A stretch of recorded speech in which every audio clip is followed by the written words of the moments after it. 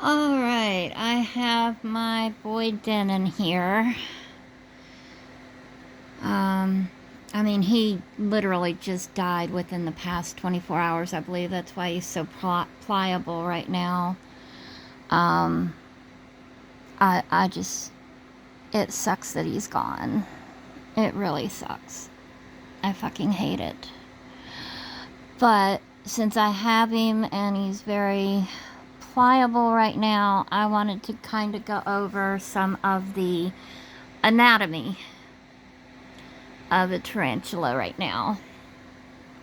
So that is what we're going to do right now with Dinyn. So we have this right here is your carapace, and then the entire area here, the carapace covers the area underneath it. The area underneath it is called the cephalothorax.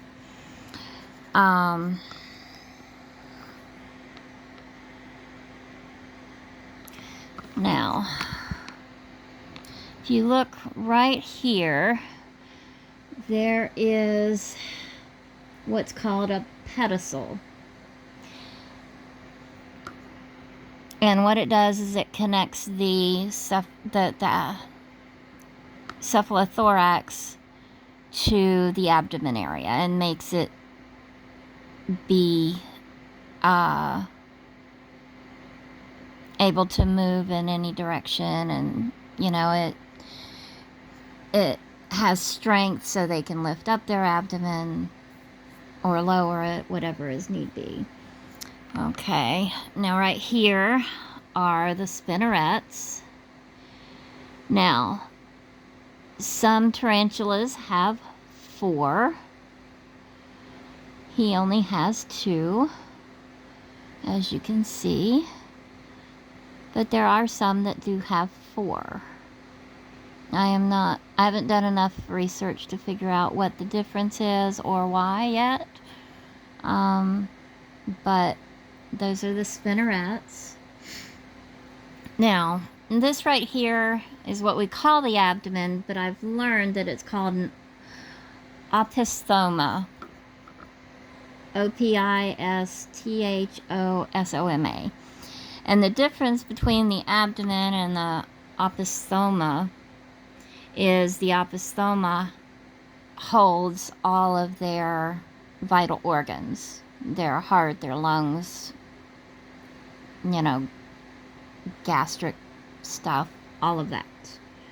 So that's the difference. I did not know that until I did some research, so that's what that is. Now, right here, of course, is the cluster of eyes. And you can't really tell, but there are 8 eyes there. Of course, you've got the 8 legs. 1, 2, 3, 4, 5, 6, 7, 8. And then these right here are the pedipalps. They do not count as legs. They are used to hold food for them to eat. And they are also used in males to help transfer the sperm to the females. Now these right here covering the fangs are called calcerae. They hide the fangs and keep them protected. Now the parts of the leg, we'll go with this one right here. This is the femur. This is the patella. This one is the tibia. This is the metatarsal. And this is the tarsal. Now, you can see it right there. I'm going to get close in on this. As you see right here, you can see the claws on the end of the tarsus. And those are called tarsal claws. That's how they grip onto things. They are very like a cat's claws. They are retractable. They will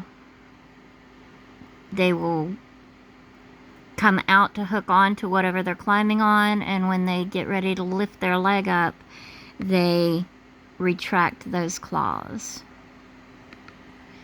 So, okay, I think that has got most of the anatomy on the upper part of the body here. So we are now going to turn him over and go over the underside anatomy here. Let's get his legs all straightened out, get him flattened out. Alright. There we go.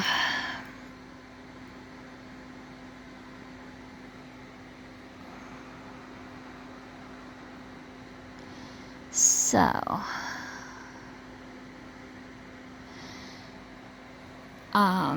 now, on the other side, of course, we have the sternum right here.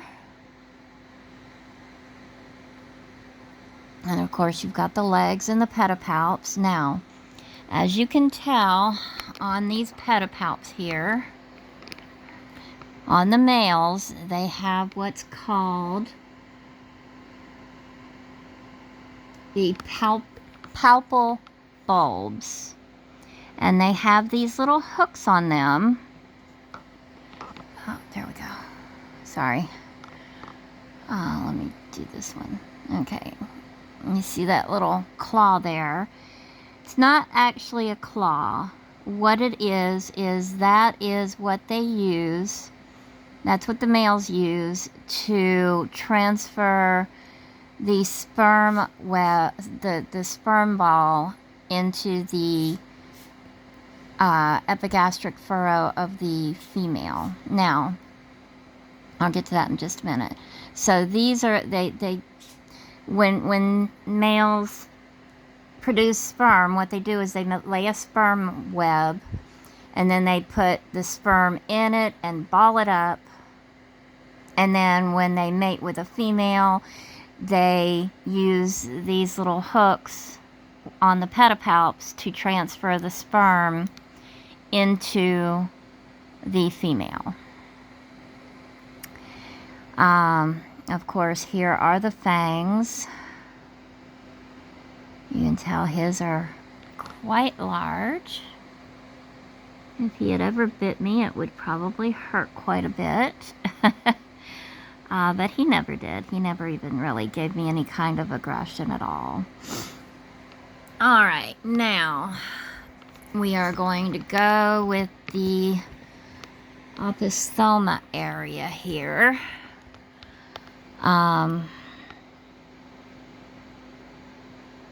It's a little hard to see. Alright, so right here you have what's called two pairs of book lungs. You have the anterior ones here, 1, 2, and the posterior ones here. Alright, now, right here is what's called the epigastric furrow.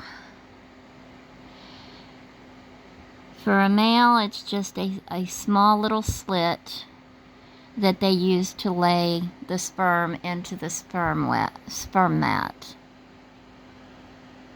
On a female, it is a very wide and open area that the male uses the palpal bulbs to put the sperm into. It's hard to see because he's got dark colors here. But right there, in between the two book lungs, is the epigastric furrow. And that is where the males produce sperm and the females produce, have the sperm inserted into. So, I think that about covers everything. That's, you know, I mean, there's other parts that I'm not going to get into, but these are just the main parts. Oh, and then you also have the tibial hooks right here. I forgot to point those out. And that is what the males use to keep the female's fangs up and away from him when he is putting the sperm into her epigastric furrow. So, that seems to be about all of the anatomy.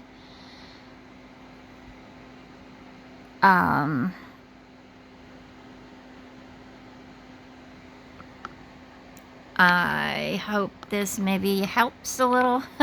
Hope people find it maybe a little interesting. My normal size of size mold for preserving my tarantulas is not even close to being big enough.